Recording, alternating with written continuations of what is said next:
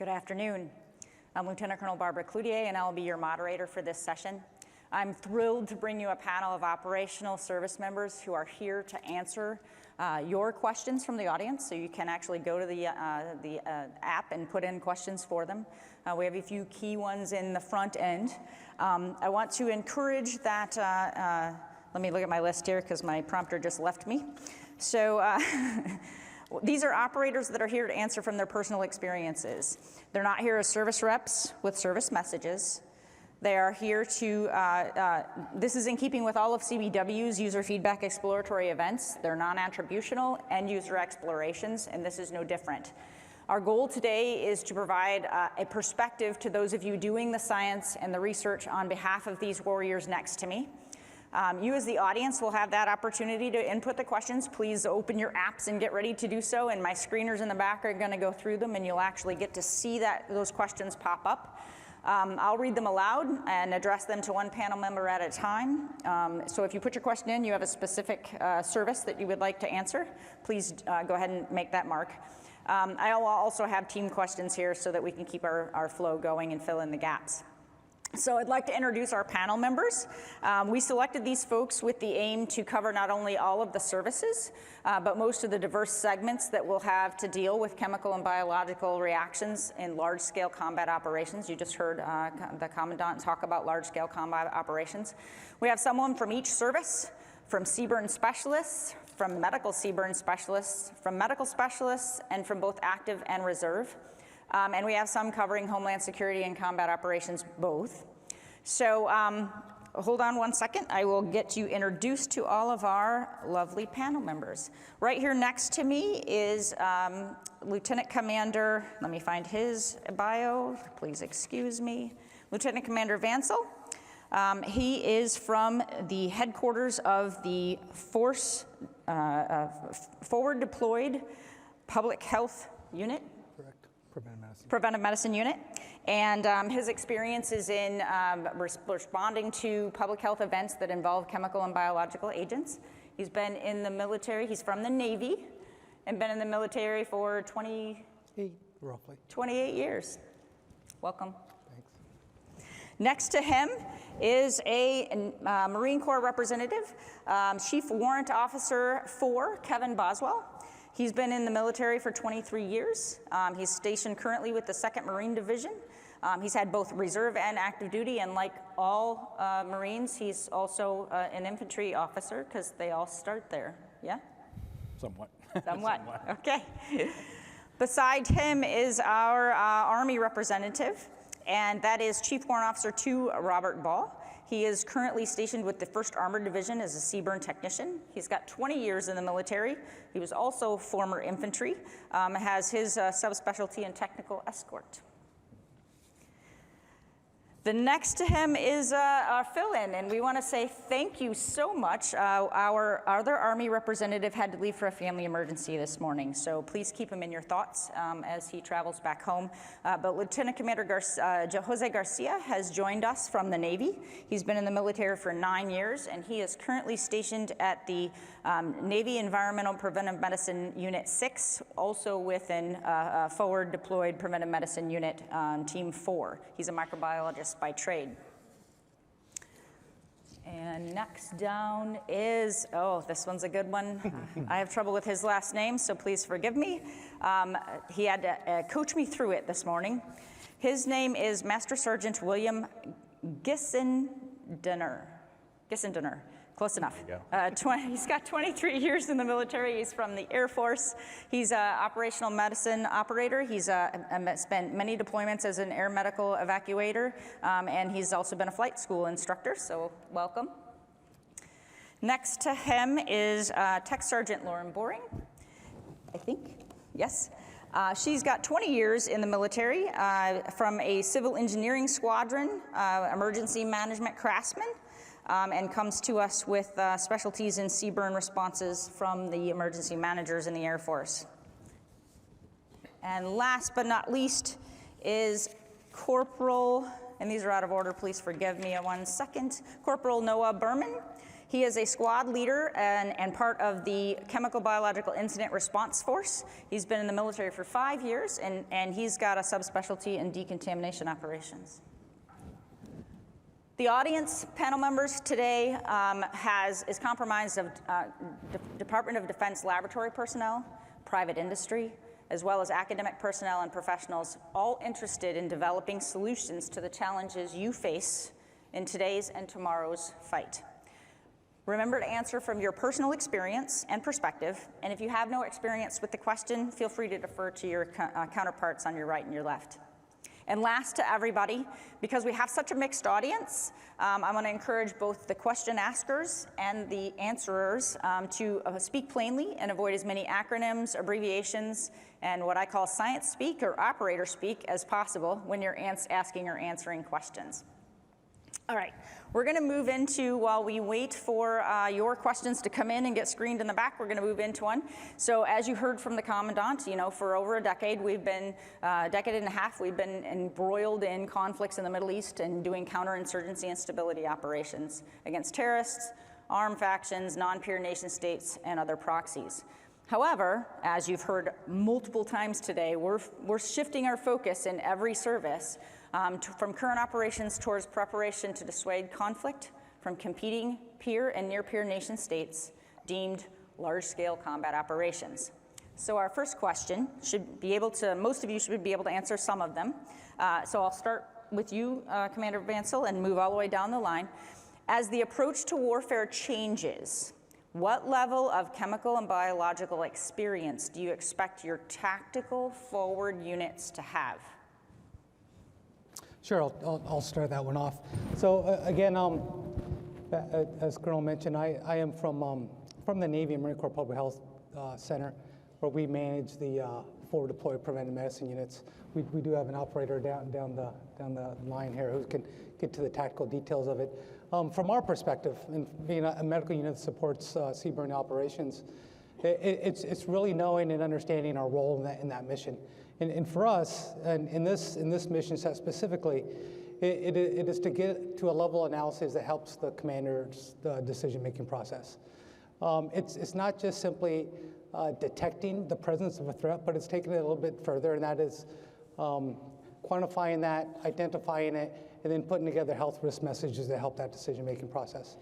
We do work interchangeably and collaboratively with those downrange units to kind of back them up when it comes with understanding the true nature of the threat. And so for our units, it's understanding the equipment they bring to the fight and being able to effectively manage and operate that equipment in a way that helps not only the far forward units, but a higher level decision-making process in general.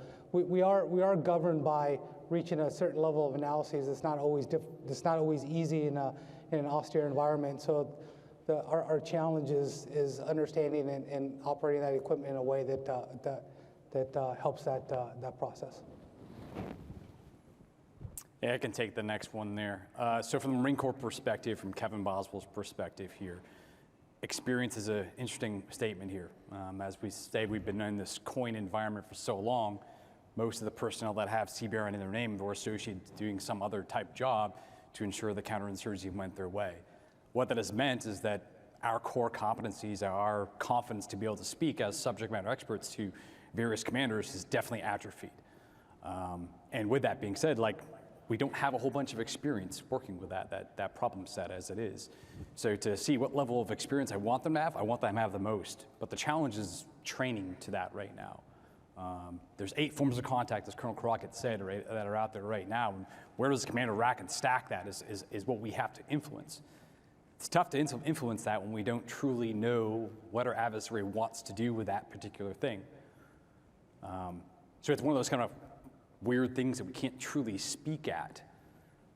But to the furthering questions that you see on the connections to this, does this change if the unit is disconnected from communications from a substantial period? You know, as we look to be competitors in both the Indo-PACOM and the EUCOM theater, we look at challenges of having our units spread across thousands of miles, hundreds of miles, different types of mission profiles out there. I think that the answer comes down to this, is that we have to be flexible and we have to have a reliance on technology to connect us to what that threat looks like, and then be able to then, as the confident expert, be able to translate into the risk that the commander should be potentially undertaking, or at least making a decision from. And that goes across every service from my perspective, Marine Corps and Army specifically, since we're the most likely to be in the contact. Well, I guess for me, I look at it in two realms, the CBRN soldier and then the non-CBRN soldier. For me, when I start talking tactical units, I typically think initially that non-CBRN soldier. And what do I expect from them as far as CBRN experience? Honestly, I don't expect a whole lot of a CBRN experience, CB experience for them, from them. But what I do want them to do is to answer the second question. I want them to be able to know what's there, how to protect themselves, so that when they are disconnected from CBRN units, that they're able to continue on with their jobs. And then from a CBRN perspective, I do think that we need to expect our CBRN units to increase their level of awareness, increase their level of experience and understanding of exactly what hazards are out there, how to assess, protect, mitigate these hazards, so that we can then better inform our commanders so that they can make those risk-based decisions and either make the decision to go through contamination, or do we go around it? What is the most effective way to pursue the adversary and, as my division commander likes to say, exploit opportunities? Thank you. So from my perspective, so I'm the officer in charge of the FTP MU Team 4, and I'm based out of Hawaii. I echo everybody on the panel, but what I would like to add is I think we need more training on newer equipment. Right now, our builds, from the micro perspective, we have biofire and we have PCR capabilities, but they have limited target sets. So if there is something outside target set, we need to be able to also detect that. So I think from our perspective, we need more robust capabilities on the Navy side of more equipment, newer technologies that we can field test and go forward with that. Yep. So Sergeant Gisson Danner from San Antonio. So yeah, just want to echo also everything that the panel is saying as well. I know for me personally, what level of chemical biological experience that I expect them to have is to be trained fully to the capabilities that they've had available to them up until that point. And so whether if it's through their initial indoctrination, if it's going to be the computer-based training, what have you, as long as everybody in that forward environment has been fully trained to be there in that forward environment, that's going to be important. I think also, too, we have to look at the actual where our forward tactical units are going to be. Currently, right now, if we look at Korea as a forward tactical unit, so I expect everybody there to be fully capable to react to the mission and the various threats that exist currently. And so that's what I would add to that one. That's what I expect from my forward tactical units. Sergeant Boring from Air Force Emergency Management. As he's previously said, everyone has provided really good input so far. My perspective is mostly for the CBRN warfighter perspective rather than the traditional warfighter perspective. What I would like to emphasize is just the importance of training and the confidence of your knowledge base, or the knowledge base of the CBRN warfighters.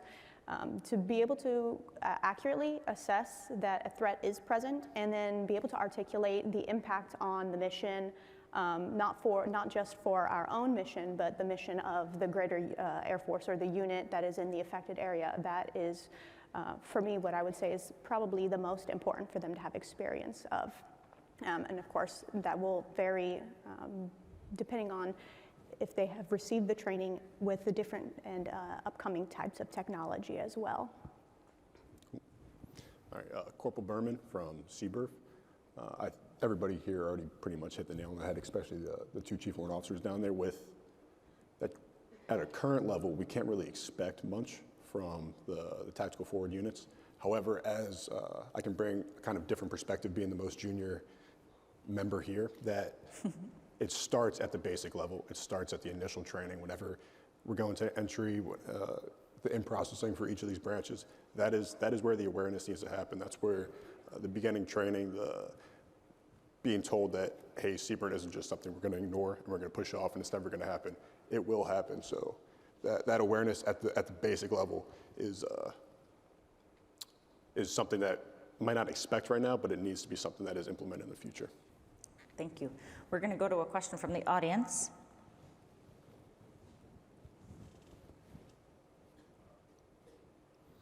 Maybe. Okay. As a CBRN attack or incident is a public health issue, how is the interaction between civilian and military countermeasures and the consequence management after a CB incident? I assume the military will support if civilian responders lack capacity. Anybody want to tackle that one? I'll take that. Anybody that's unfamiliar with CBRF, Chemical Biological Incident Response Force, we are the main effort for the National Capital Region. So any of the NSSC events, so the inaugurations, the State of the Union address, any high-level funerals, those kinds of details, CBRF is there. We're on standby, either physically there or 40 miles away at our base at NSF Indian Head. So support civilian responders if they lack capacity. That is exactly what we're here for. We're here to adapt, whether that be the FBI, whether that be Capitol Police, any situation like that. That is what CBRF's main effort is for. I have a follow-up on that one. Additionally, across the Army, we have 3 task forces that are called DSRF task forces. And so after the CBRF goes, then eventually the DSRF will respond as well, which is comprised of a CBRN company, a medical company, as well as some type of either engineer or MP company to provide assistance. It has an entire logistics and aviation task force as well. So it's a large contingent of personnel that then follow in if the CBRF and the local forces can't take care of it. So all of you were saying it's usually a follow-on. First the civilian responders respond, then we start overlaying military capacity. Tiered layers. Tiered layers. Okay, excellent. Thank you. Okay. One more question. We're going to go 3 questions, 1 question from me and 3 questions from the audience. So we're going to do 1 more question from the audience. When you identify a capability gap in the field or see a new capability for your future toolbox, how do you get your priorities heard?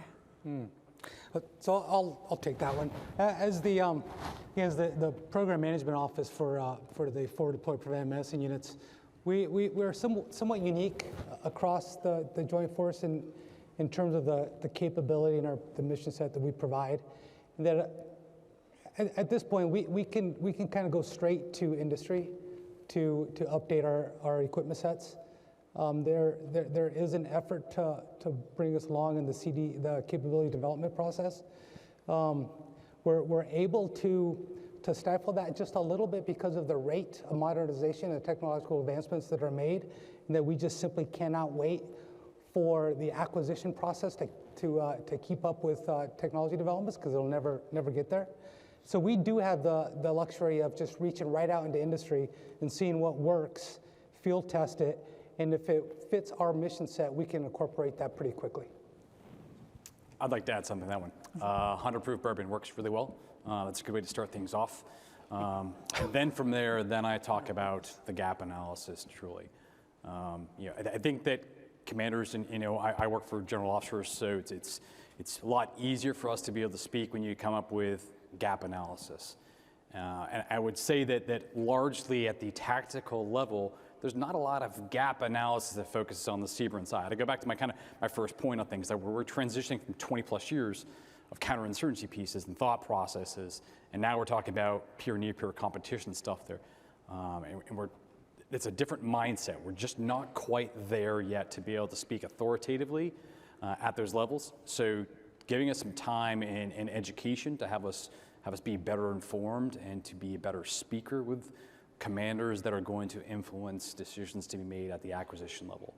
But definitely 100 proof bourbon is a good start. 100 proof bourbon. Ma'am, I'd add on to that as well that from the enlisted's perspective, I want to make sure that anytime you get new sets of eyes on a situation, you never know, and that's when those new gaps can be identified at that point. Obviously, we need to validate those and make sure that they get up-channeled, but for my staff, for the enlisted personnel, they want to have the confidence to up-channel those things when they find them. And so that's going to be one of the challenges on the enlisted side, just to make sure that everybody knows that their voice will be heard, that they are empowered. If they see a gap in that process, that we can go and make things better for the force. Anyone else? Okay.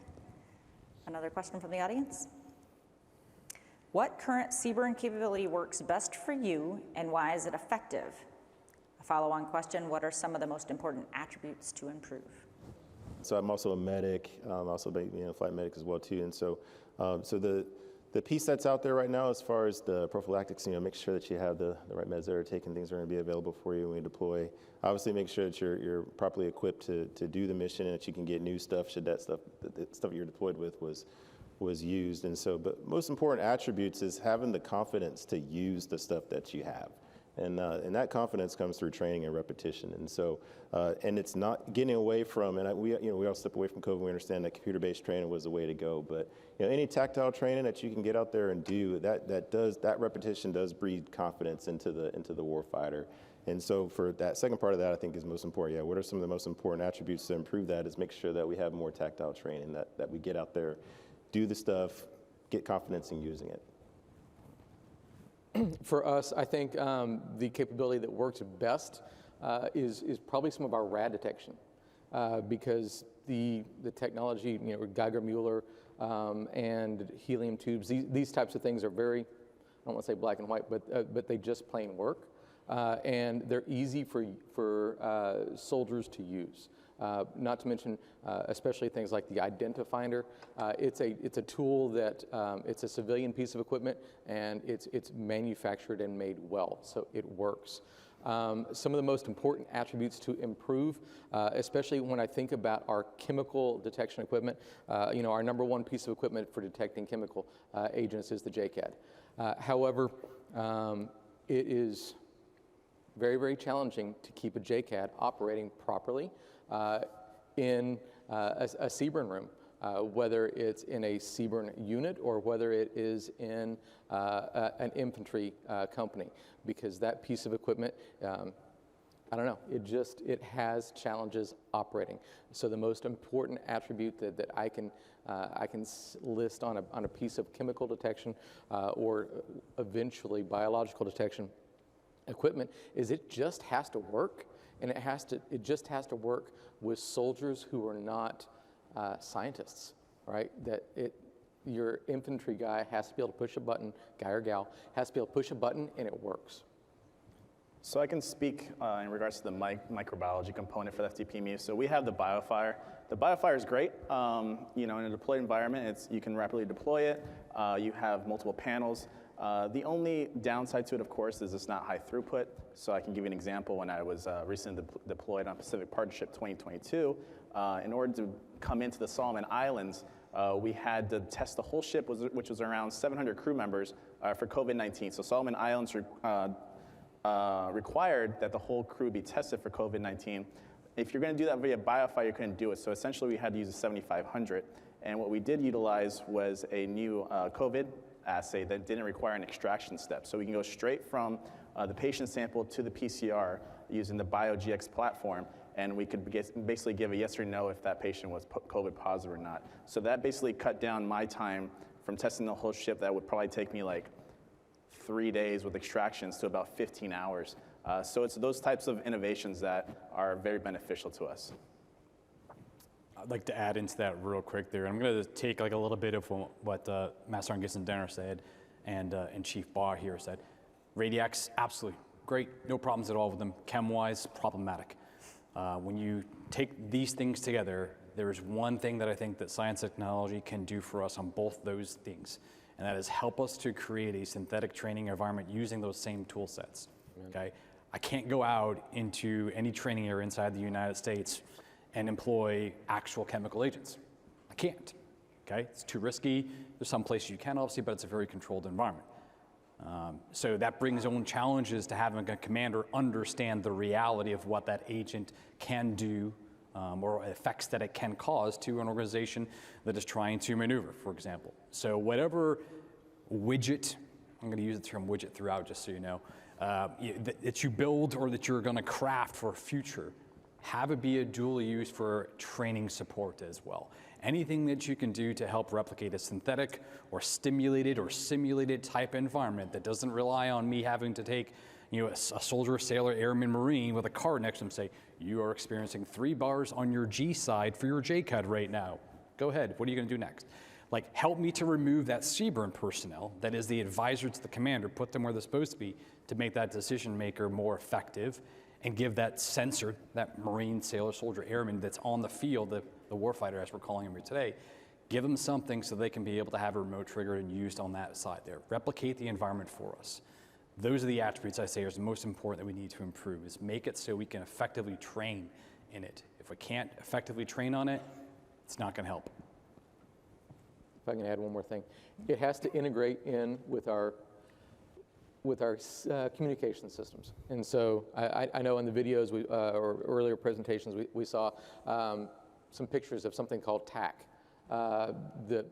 The TAC, whether it be ATAC, WinTAC, it's an amazing system. I've used it on targets, and having that capability to look and see what's going on even from my CP as my soldiers are moving around inside an objective is amazing. Now, if you can take that and integrate, and I'm sure that's already in the works, but we integrate that chemical detector into that, so now I can know that, hey, my folks are walking around in a sarin contaminated environment. That's going to be super important, especially if I'm not a CBRN guy.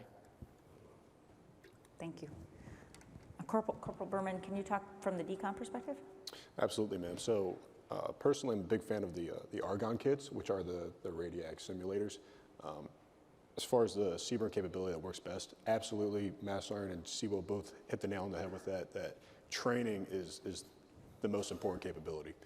Any piece of equipment, no matter how fancy, is going to be worth a damn in the hands of a Marine, soldier, sailor, airman that doesn't know how to use it. So most important attributes to improve is essentially the training. It's getting the repetitions in, it's getting legitimate, just not checks in the boxes, but real simulations as close as we can get them to the real world. So that absolutely applies to decontamination events as well. Thank you. One more question from the audience before we move back to some of the pre-positioned ones.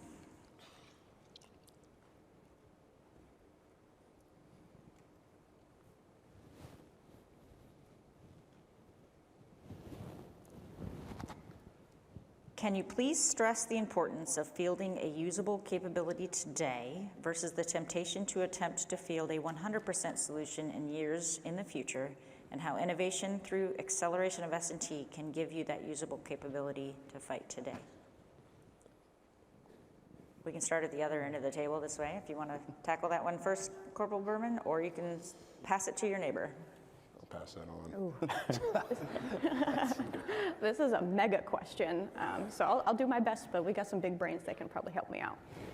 The importance of fielding a usable capability today versus striving for perfection in the future, 100% is, at least in my experience, nearly unachievable in many aspects and domains. We do have some usable technology, but the goal is to get closer to 100. So if we can have highly effective, maybe not perfect, but highly effective technology with perhaps some overlaps, maybe we have other technology that can approach detection or identification from a different angle, for example, we can eliminate some of that gap in net 100. Yeah, I'm not sure if that approaches the question as you intend for me to do. Of course, with the portion of the question regarding solution years into the future, that future is an unmeasured point in time, so we can't rely on 100% at an undetermined period of time. So, of course, innovation is important, and we will accept whatever usable technology is available. I agree 100% with Tech Sergeant. So, I mean, for us, what we need in terms of our technology and equipment is we need something that could be easily deployable. So it's pretty light that you can pack away and take with you right away, because on the FTPMU, we're on 48-hour prepared to deploy order. So we have to be out the door within 48 hours when the call comes through. So the lighter, the better. Also the ease of use. If you can give me something that we put the sample in and it spits out a result, that's great, and it has a ton of targets, that'd be amazing.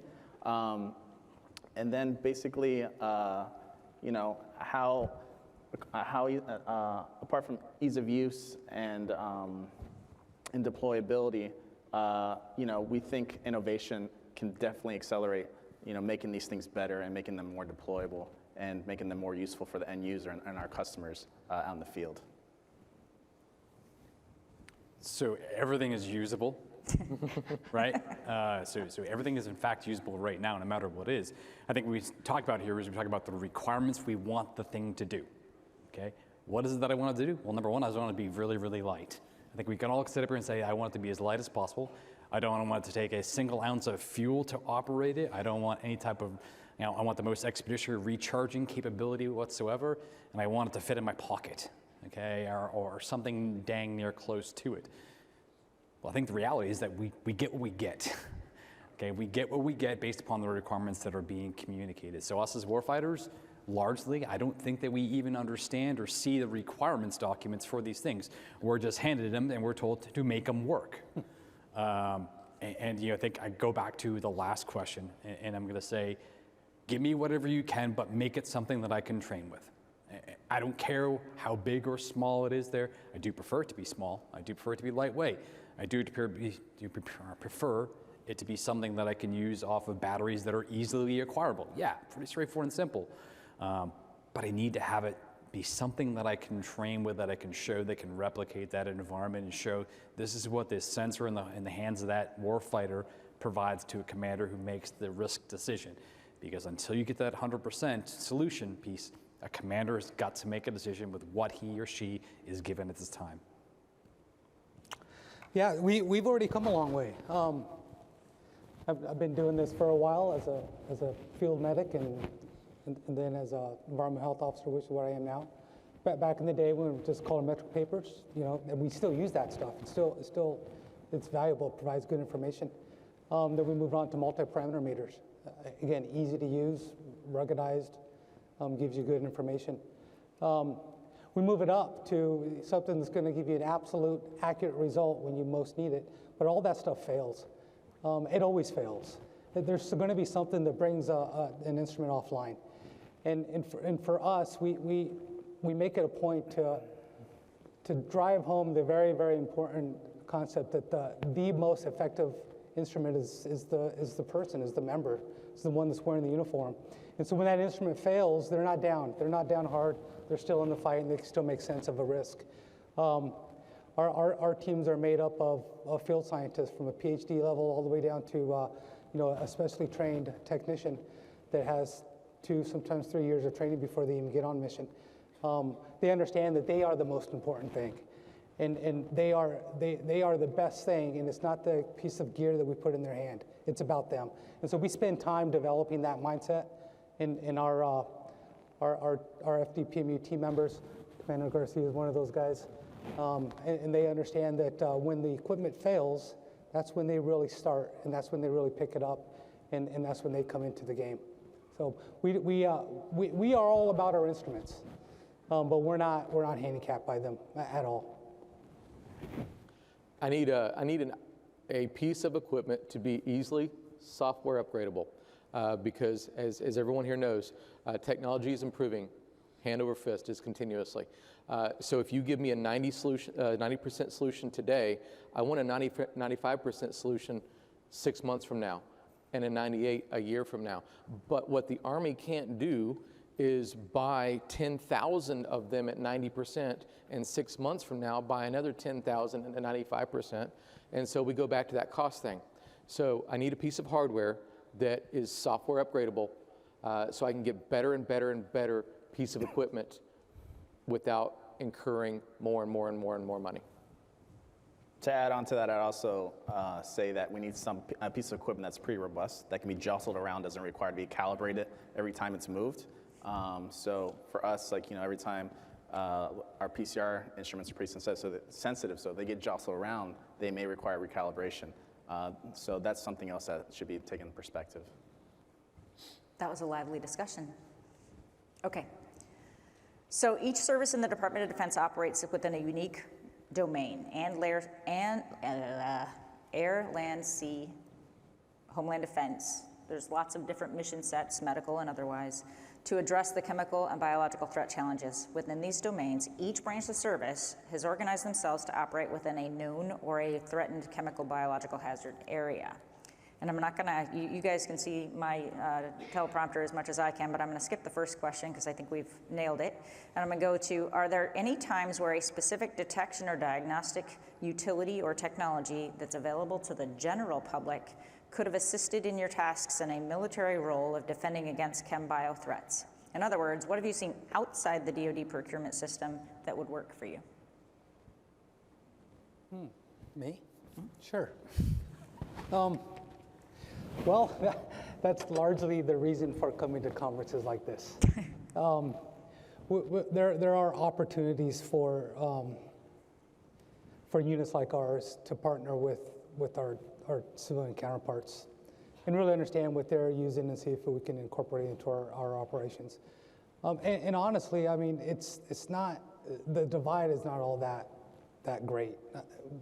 The equipment sets that we're using are roughly very similar to what some of our civilian counterparts are using. We like to engage with industry just to see what the next generation is, whatever that next super sniffer is. Perhaps we like to get our hands on it and field test and see if it would work for us.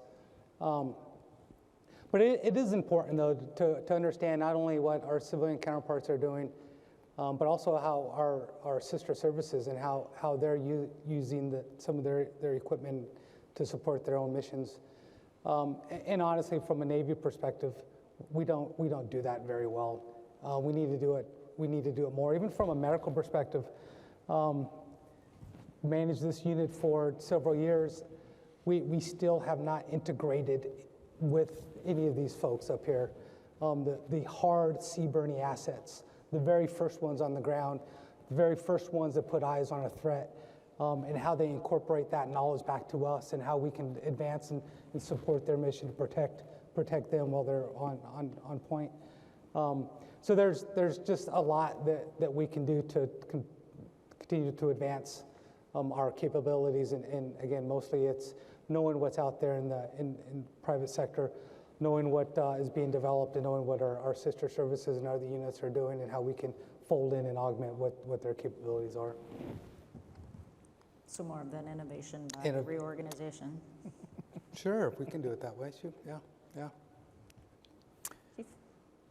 So, Marine Corps, interesting piece there. I guess across the board there, like we have not been attacked with CBRN agents in quite some time, right? It's been a really, really long time. I think we go back to really in earnest World War I. So to say that we have a technology gap that we would say that was available on the civilian market that helped us to be able to deal with that threat, it's just not realistic right now. I think that we all can say like, oh, I wish we had this technology to help us out on standby basis and so forth. So my experience that I would kind of leverage into this conversation is as part of a Marine Expeditionary Unit, a couple times over forward deployed, supporting COCOM requirements, JT requirements, NAVCOM requirements. We're there to be able to respond if and when something happens and so forth. And thus far, honestly, I feel that for our response equipment, we've been appropriately ready there for it. So nothing that is, I could say, was not available to us to be able to remedy potential situations that we viewed across the globe. I think that what we see nowadays there is, and I'll kind of like say, turn around and look at yourselves. There's, I'm going to say roughly 800 to 1,000 people in here who are interested in this whole thing, that you have different walks of life and interest in creating new things. Well, that's interesting to me. It's different for us here because we don't have that level of connection point while we're forward deployed. But in front of this audience here, we can see clearly there's a lot of people who are trying to develop something that may be of interest at some point in time. So to circle back to what Commander Vansel was talking about, like, you come to these places to kind of see what I may not be aware of. Open my aperture a bit more to have me understand what's out there. And then I can go back to my previous question of then I can take that bourbon and present it in front of the CG and say, hey, check this out. Very good. Add some livelihood. Chief Bob. Honestly, I'm very siloed, so I see what's in the Army, and I don't see a lot of what's outside. I would love to have that bigger aperture so I can see what was in there, but sorry. No problem. Nothing to add? Well, not so much in the chem bio realm, but I can say that during the onset of COVID, we still had to aeromedically evacuate patients from one place to another. And so one of the things that was, I think, an industry item that we very quickly pivoted to was, as opposed to moving individual patients, especially ones that are super sick, that are going to be intubated and require a CCAT team to fly with them, a critical care air transport team to fly with them.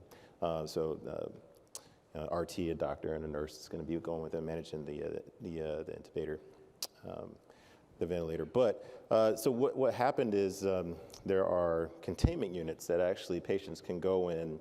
That then those things get loaded onto the aircraft, and then that's what gets moved, and the crew can go in and out of it and still do their clean and dirty procedures as you would in any type of isolation room in a hospital. And so that was something that was that existed outside of DoD through the development and onset of COVID that we were rapidly able to pivot over to. Now those isolates, they might have existed previously, and again we talked about aperture and what we were able to see, what was known, what was not known. So they may very well have been out there. I know during my time in the Pacific Air Forces, JSTO, the Japanese Air Force, did have something similar to that as well too. Like because for us it was and why that's important is we want to make sure that the cargo gets delivered, human personnel get delivered, and then we can get that airplane back in service as fast as possible. So if you have to decon the whole entire airplane as opposed to just remove that actual isolate, then that gets that C-17, C-130, KC-135, 10, what have you, it gets it back in the mission faster. So from that aspect, that was something on the outside that I saw that wasn't part of my normal like AE, air medical evacuation routine for flying regulated patients that did become part of that 2019-2020 timeframe. For me, I think what I would add is, of course, echo what some of the folks here have already said, stating that a lot of the technologies that we have available here are pretty much the same thing, just green for what you guys have out there. And of course, we know Uncle Sam wants the best of the best, but in my experience as someone who operates at a more tactical level, I don't get to see a lot of the technologies that exist outside of the military, let alone outside of the Air Force. So when it's an opportunity presents itself for me to attend an event like this or a field testing event, as I've attended previously this year, that's where I get to see the emerging technologies. However, the issue that I've experienced is a time lag between the development or the discussion of a new technology and the implementation of a technology at a tactical level. An example I can give is there was a sniffer that I had heard about early on in my career that was in the works. And it wasn't until over 5 years later that some bases, not ones that I were stationed at, even began to field some testing for this technology. Although I haven't had to apply this technology in an emergency situation, it would have been really awesome to have it at the same time as these other bases. And I understand there is a required testing period, but that 5-10 year gap between the technology being physically available and me putting my hands physically on it, it seems a little bit large. So what I would ask is a reduced gap in development to implementation. So the Marine Corps is often, we're the ones getting the pie crumbs. We're the ones that are getting the hand-me-downs from the Army, from the Navy, from the Air Force. And we do what we can with it. Fortunately, I'm in a position where my commander does listen to the Marines at the junior level. He hears our gripes, groans, and complaints. And in a job such as ours where seconds or inches really do matter, it's nice to have that. So as far as decontamination side goes, anybody familiar with Zoom row tents, they're the inflatable portable tents, leaps and bounds above the other competition that we've been using for 2 decades that CBRF has existed. So we could take a team of 20 Marines and reduce that down to 5 to operate this one decontamination site. So we really can spread the load out and make it easier. So as far as the gap between the civilian world and the military world, the gap doesn't really exist as far as what we have, but how we use it. So, implementing the newer tents, implementing newer decontamination methods. So that answers the question. Thank you. We're going to go to an audience question now.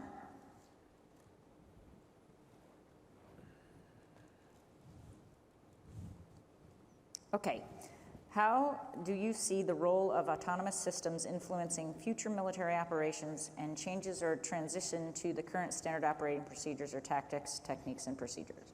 So I can jump in on that one, ma'am. I just want to say, so autonomous systems, specifically for our side, or it's being used by the adversary against us, right? And so when I look at it, just basically from my last deployment as well too, we were talking about it earlier, it's drones are a very real threat to us, right? Particularly for area defense, where we're going to be stationed at, where we're setting up at, and what type of munitions are on those autonomous systems can be very dangerous. Full sea burn, whatever, the enemy at that point, especially in a peer-to-peer, near-peer, and we can see it on the news, how these things are being utilized. But so that's something. How does that influence our future military operations? Specifically, area defense, space defense, things that we can control the airspace. As an Air Force member, it's one of those things, to have air dominance. Now considering a peer-to-peer, near-peer environment where that might not necessarily be the case. And so knowing that we have secure, airspace above us is going to be something that's going to be very paramount as we move forward as far as influencing how we're going to do our operations on the ground, medically speaking, for evacuations as well too. For us on the medical community, prolonged field care is becoming more of a priority, because if we do have in a peer-to-peer, near-peer environment where we're not able to freely go in there and fly C-17 and air medical evacuate large sums of people, then we're going to need to basically be able to hunker down, in that place. So that's definitely one way that I could see it influencing us from a adversarial point of view. I'm sure others here can talk more about the, from our side. I can talk just a little bit.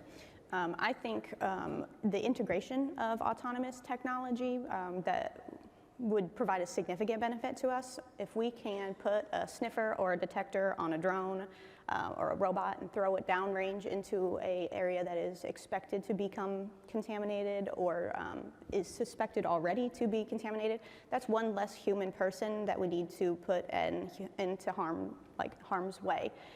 And that is ultimately good for everybody.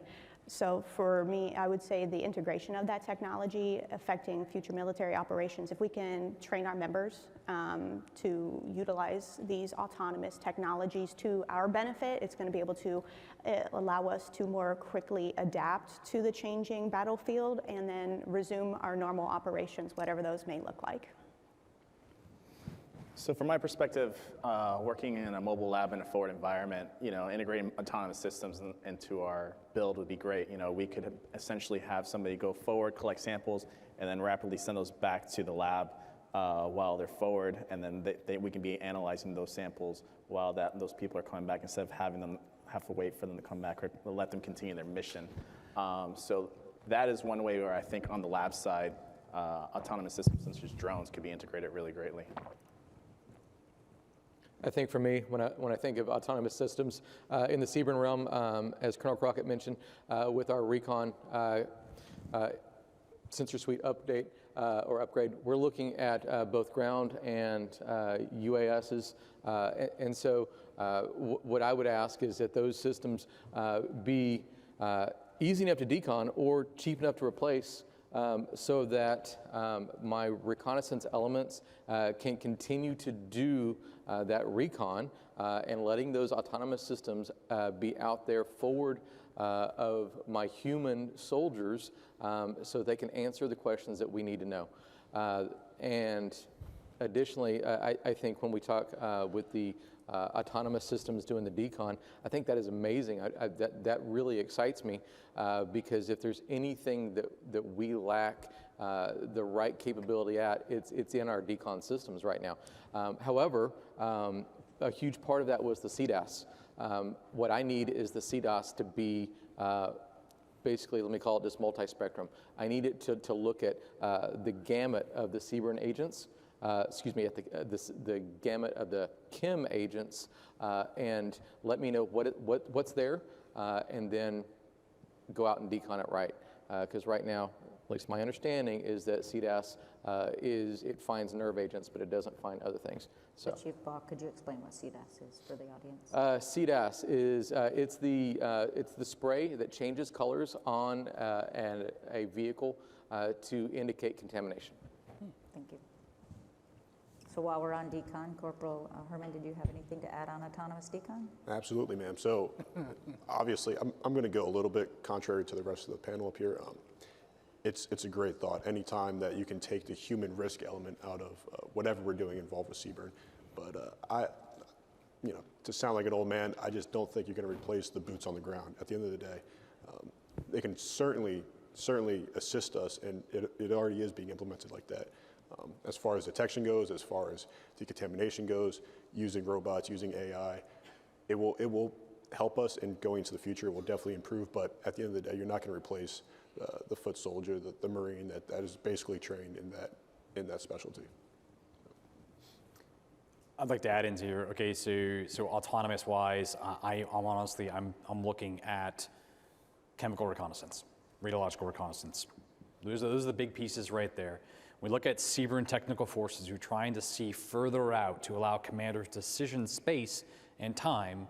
I need to have things that can get out there and see and provide contextual information so that commanders can turn it into decision-making opportunities. So if I have autonomous, semi-autonomous things that can employ widgets, talk through networks, and be able to give information back that can be presented to commanders, can make decisions, fantastic. That's the way we need to move forward.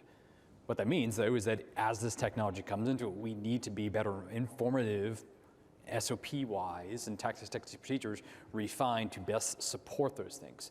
I think largely a lot of the technology things that are concocted across everything we do in the military period, we only truly extract maybe 20% of that widget's capabilities because we're constantly trying to do a lot of different things.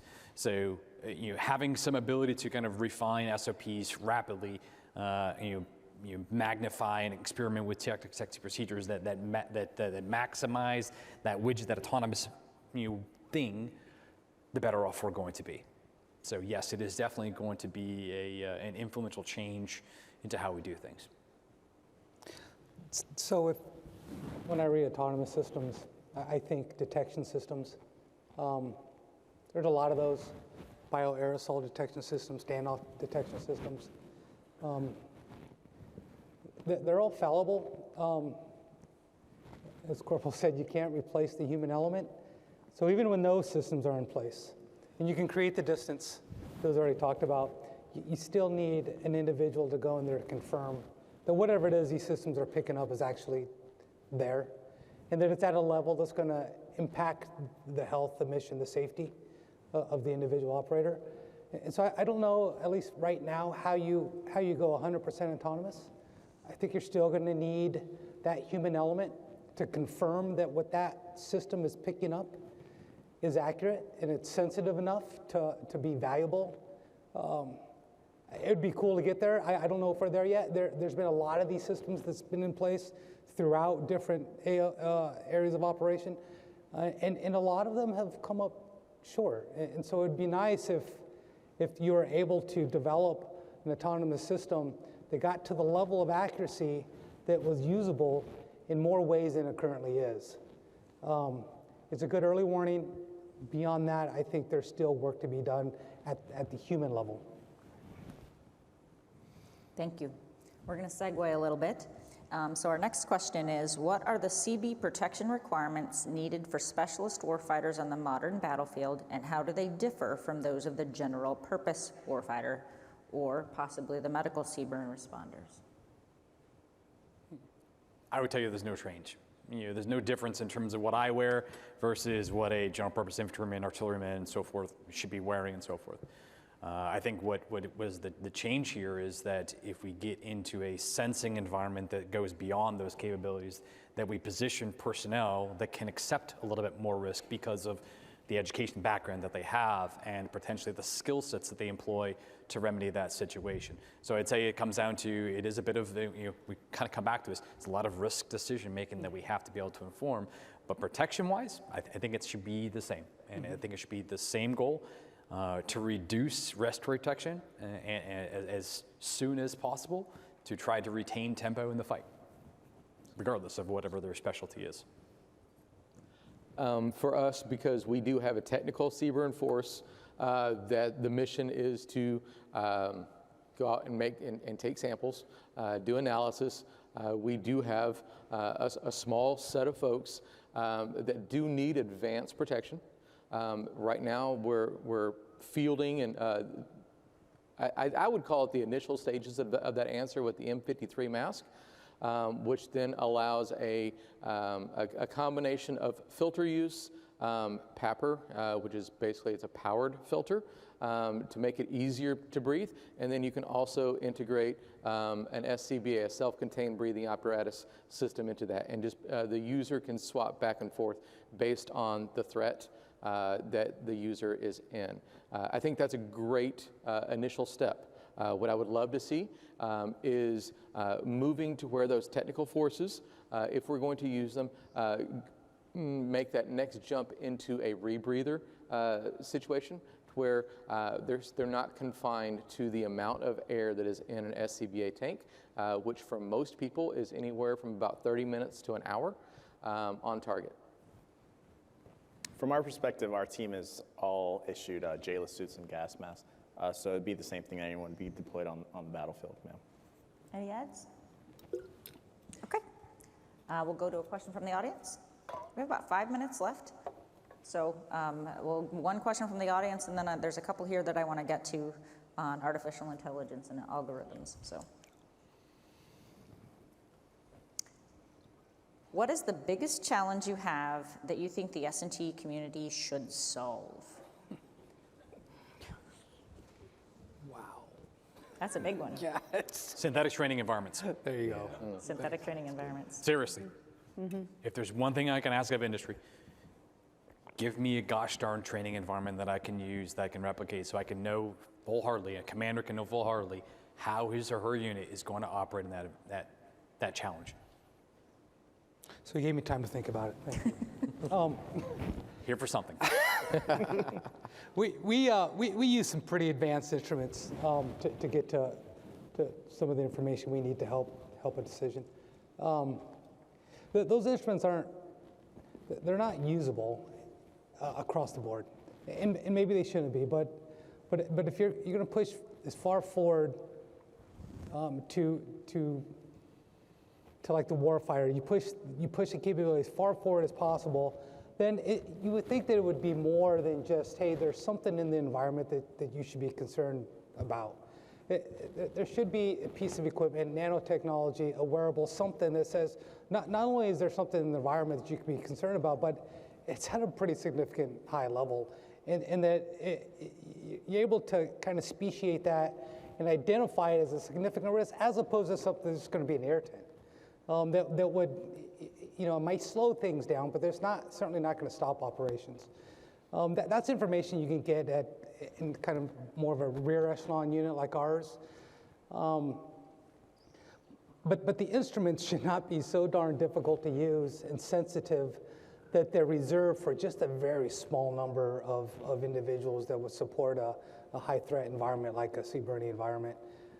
It would be great if there were those instruments that would tell you not only, again, that it's there, but at a level that you really need to remove yourself from. And I don't know if we're there yet, but I think that would be one of the the biggest challenges to overcome is, as I think Colonel in his opening remarks said, that there's an amount of risk that everybody has to accept. And if it's just a presence-absence thing, and you pull and you take forces off mission because there is something there that might just cause as an irritant as opposed to actually taking down a unit, then that's significant. And maybe that's technology that would be developed sometime in the future. I would love to answer like Chief Warrant Officer 4 Boswell said, and give me something to train with. But give me something to train with that works. Because my biggest problem is the equipment doesn't work. I need a piece of equipment that PV2 Snuffy can throw in a locker and pull out 3 months later, turn it on, and it works. That's what I need. For my opinion, I would say higher throughput. So we have the BioFire system, which is great, but you can only test 1 patient sample per hour. So in a day's time, maximum you can test between 20 and 24 patient samples. So if you did have that platform in a more high throughput, where you could test 10, 20 patient samples within an hour on 1 film array, that'd be great from the micro perspective. In San Antonio, our vapor program, we have a very good working relationship with the science and technology personnel.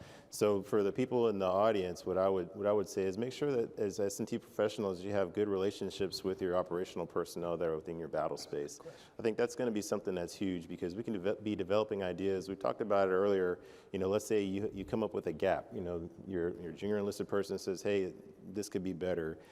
Science and technology can help you develop a validation mechanism that you can take to the commander that they will listen to.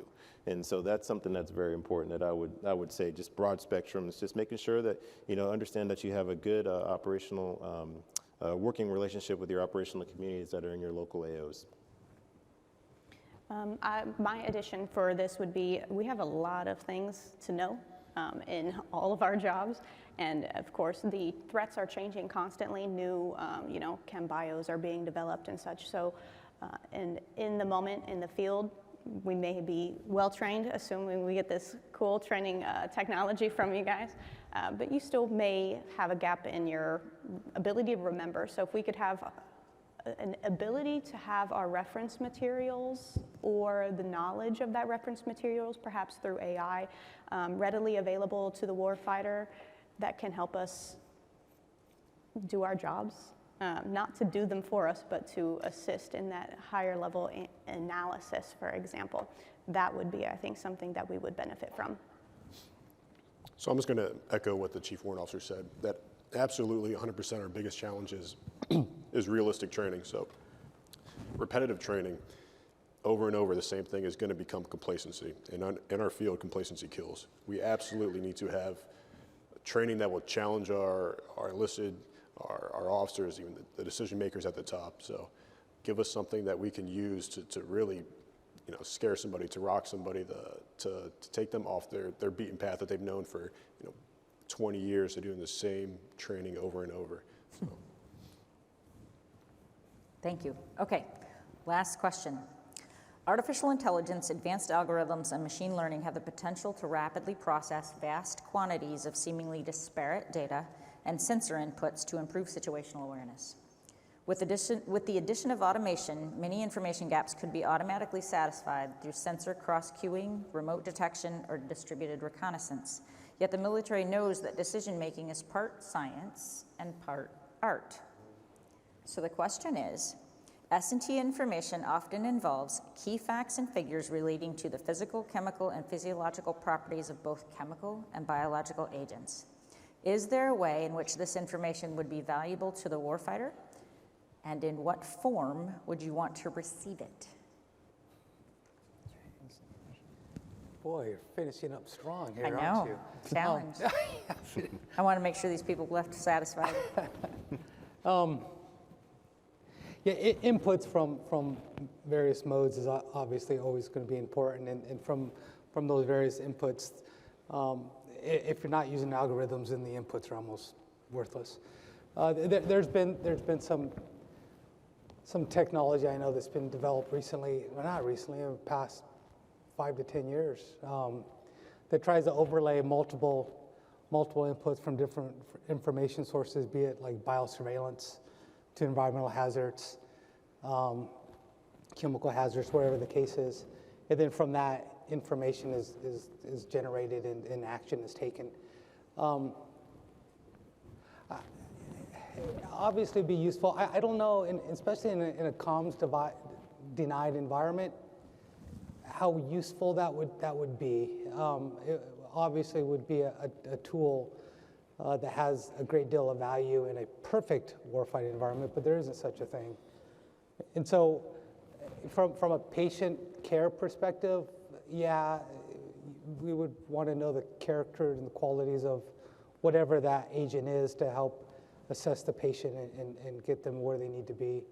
But beyond that, there's probably a lot of work to do in AI, in the AI space.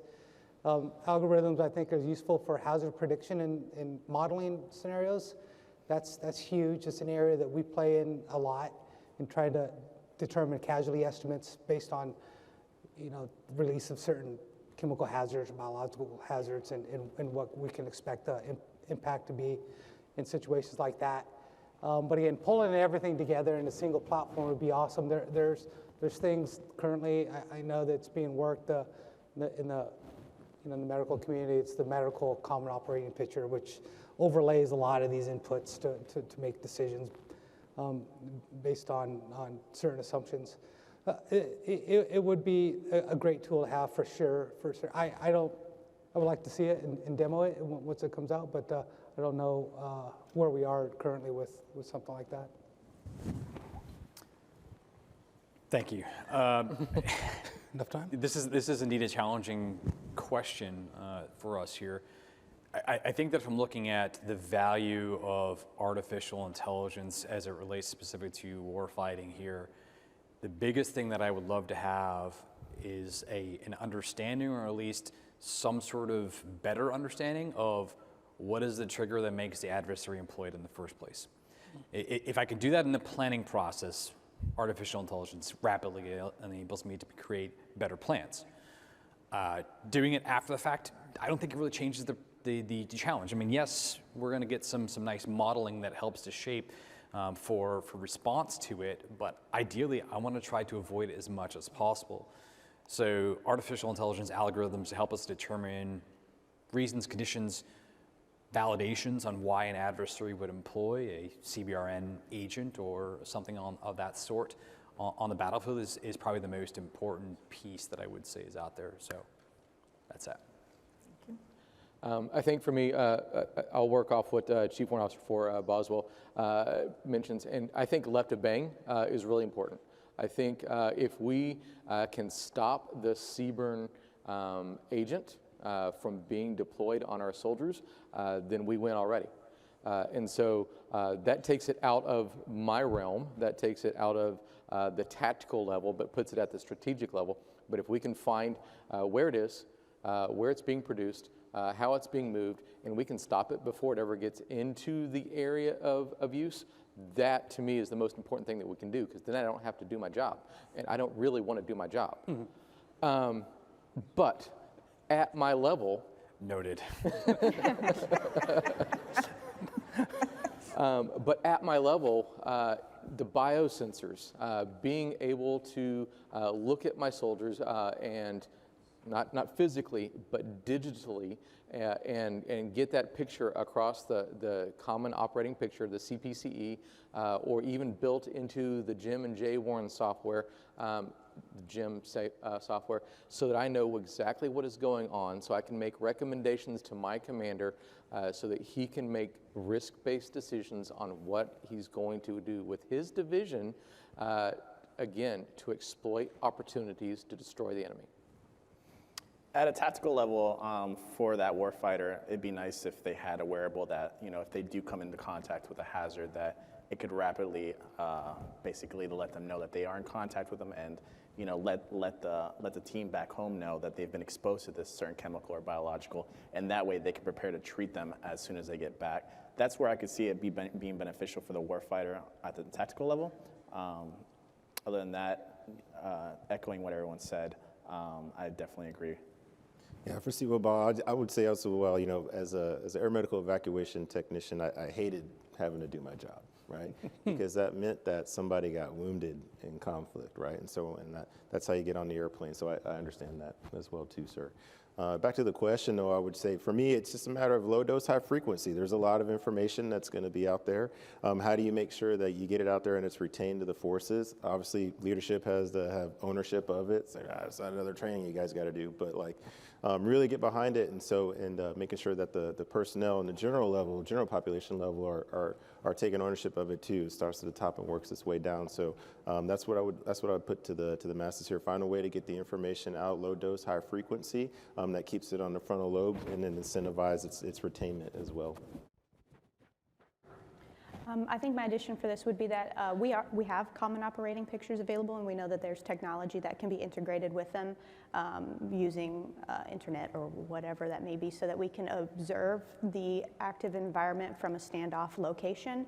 But I think that a way to have this information presented to us without it being excessively overwhelming all in one screen would be superb, because there's a lot of information available and we need to parse through that, and an AI of course can help, but we need to understand how that AI is coming to its conclusions in order to be able to use any information that AI is presenting to us in order to provide that assessment and recommendation to our command team. So I don't know if that actually helps what you're asking for, but that's my input. So I would caveat off that, and that's saying that is the information valuable? It's absolutely valuable. It's crucial. It's what we base everything off of. However, we cannot listen to it like it's gospel. We have to have that human element that takes it and sees it for what it's worth from the equipment, but then still can interpret it and make decisions off of it based off our training and what we know, and go forward from there. So. Okay. Well, this will conclude our question and answer session for our Warfighter panel. I hope that you all gained some perspective this morning. I think it's this afternoon. From what these guys are dealing with, these guys and gals are dealing with in the field, and what their perspective is on what you could do for them to make it better. And so let's give them all a hand.